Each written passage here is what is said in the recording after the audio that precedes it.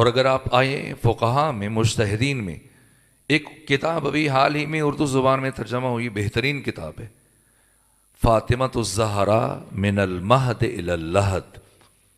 کس نے لکھی ہے؟ آغا قزوینی نے، آیت اللہ قزوینی نے. اور کیوں لکھی شاید پھر بات طویل ہو جائے، یہ بیان نہیں کروں گا، لیکن وصیت کی کہ میری اس کتاب کو میرے ساتھ دفن کیا جائے تاکہ میدان معاشر میں میری شفاعت کا انتظام ہو جائے. اور ایک طویل عرصے کے بعد جب خیابان میں وسعت کرنی تھی، سڑک کو چوڑا کرنا تھا، تو مجبوری میں ان کی قبر کو کھودا گیا. جب کھودا گیا تو ان کا کفن بھی میلا نہیں تھا. یہ ہمارے اساتید اور علماء سب بتاتے ہیں کہ ہم نے دیکھا ہے. آیت اللہ قزوینی. اسی طرح سے ایک مشہور کتاب جس سے میں اکثر حوالے آپ کی خدمت بیان کیا کرتا ہوں، بیت الاحزان، اسے شیخ عباس قمی نے لکھا ہے. شیخ عباس قمی جن کے ہاتھ کی لکھی ہوئی کتاب مفاتیح الجنان آپ میں سے ہر فرد کے گھر میں موجود ہے. انہوں نے سیدہ کے فضائل اور مصائب تحریر کیے. اور کیا وجہ بیان کی، میں نے کیوں یہ کتاب لکھی؟ وجہ تالیف کتاب کے آغاز میں یہ بات لکھی. ابتدائی مجلس سے اس لیے رک کر یہ چند باتیں عرض کرنا ضروری سمجھ رہا ہوں تاکہ ہم پورے ذہنی حضور کے ساتھ اور ذہنی توجہ کے ساتھ یہ سمجھتے ہوئے کہ اللہ نے ہمیں کتنا بڑا شرف عطا کیا کہ ہمیں ذکر فاطمہ کہنے کی اور سننے کی اللہ نے توفیق عطا فرمائی، اس بزم میں آنے کی. لیکن کس آمادگی اور کس ادب کے ساتھ اور کس اہتمام کے ساتھ آئیں، اپنے بھائیوں کو لے کے آئیں، دوستوں کو لے کے آئیں، بچوں کو لے کے آئیں، گھر کی خواتین کو لے کے آئیں، اور اس دسترخوان معرفت سے جہاں ہر طرح کی خیرات ملتی ہے، علم ہے، معرفت ہے، رزق ہے، زندگی، حیات، صحت، سب کچھ در فاطمہ سے ملتا ہے. اس لیے میں چند باتیں عرض کر کے اپنی بحث کی طرف بڑھ رہا ہوں. تو شیخ عباس قمی فرماتے ہیں کہ میں ایک دوسرے شہر عازم سفر تھا، اور اثناء سفر میں قریے سے گزرا، اور وہاں کچھ دیر سستانے کے لیے، آرام کے لیے، اور مجھے ضرورت محسوس ہوئی کہ میں ایک چھری چاقو رکھ لوں سفر کے لیے تاکہ مجھے سفری ضرورت کے لیے آسانی ہو. تو کسی سے میں نے پوچھا تو کہا کہ یہاں قریب یہ لوہار کی دکان ہے، وہ بناتا بھی ہے اوزار، وہیں پہ بیچتا بھی. میں چلا گیا، اور جب میں گیا تو میں نے دیکھا یہ کس طرح سے اوزار بناتا ہے. جب آگ کی بھٹی پوری طرح سے روشن ہو جاتی ہے تو یہ لوہا اس بھٹی میں رکھتا ہے، اور جب لوہا پوری طرح سے سرخ ہو جاتا ہے تو بغیر کسی اوزار کے، بغیر کسی وسیلے کے، بغیر گیلے کپڑے کے اس بھٹی میں ہاتھ ڈالتا ہے، اور اس سرخ لوہے کو جو آگ بن چکا ہوتا ہے نکال کے اسے کوٹنا شروع کر دیتا ہے. مجھے انتہائی تعجب ہوا، اور میں نے پوچھا کہ یہ کیسے ممکن ہے؟ تم کوئی ذریعہ استعمال نہیں کرتے اوزار، اور کیا تمہارے ہاتھ جلتے نہیں ہیں؟ جبکہ اتنے دور بیٹھے ہوئے میں اس بھٹی کی تپش محسوس کر رہا ہوں.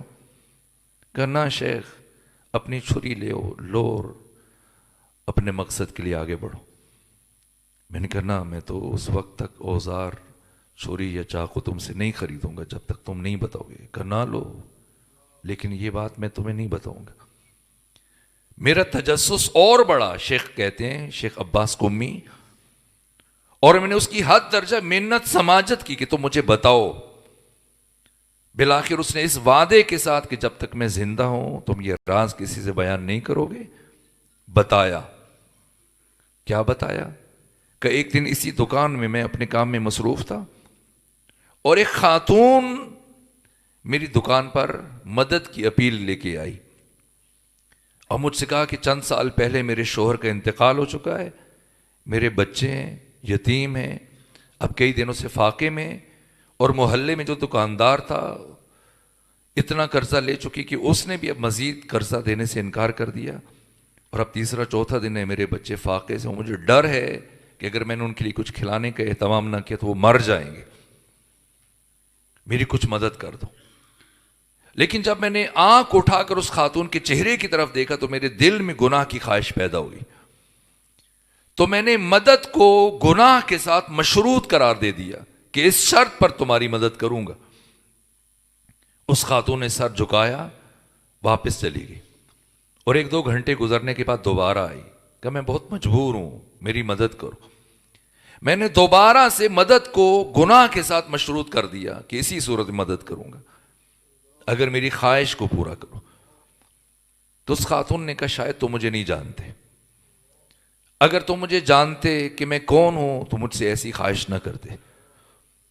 میں نے پوچھا کون ہو؟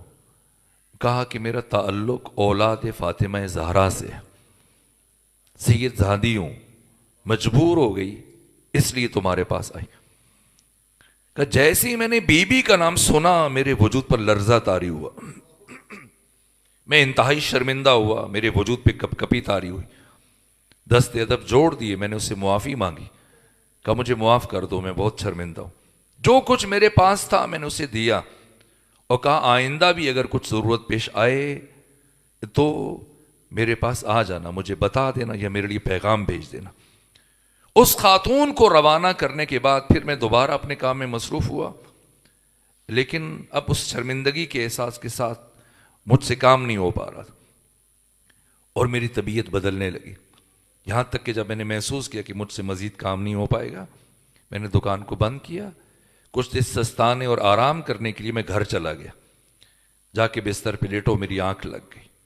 جب میری آنکھ لگی تو میں نے خواب میں دیکھا ایک خاتون کو جس نے اپنے تعارف میں بتایا کہ اے لوہار، میں تمہارے نبی کی بیٹی فاطمہ زہرا ہوں، آج تو نے میرے نام کی حرمت میں میری اولاد کا پاس لحاظ رکھا اور میری نام کی حرمت کا خیال رکھا۔ میں فاطمہ زہرا تم سے وعدہ کرتی ہوں کہ آج کے دن سے میں دنیا اور آخرت کی آگ کو تمہارے اوپر حرام قرار دیتی ہوں۔ کہ شیخ وہ دن ہے اور آج کا دن ہے، میں اسی طرح سے آگ کی بھٹی میں ہاتھ ڈالتا ہوں اور یہ آگ مجھے نہیں جلاتی۔ جناب سیدہ دنیا اور آخرت میں ہمارے لیے منبع فیض ہیں، واسطہ فیض ہیں، جو مانگیں گے اس بی بی کے وسیلے سے ہمیں عطا ہوگا۔ علم مانگیں گے علم ملے گا، معرفت کی طلبگار ہوئے معرفت ملے گی، مشکلات آسان ہوں گی۔ سیدہ زہرا عطائے پروردگار ہے۔